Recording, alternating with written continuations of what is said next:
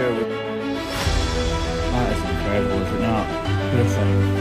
So I said our pastern was swollen, and obviously that is why it's been swollen. We follow this back to its culmination. It must be a huge cavity. You still need to be careful though.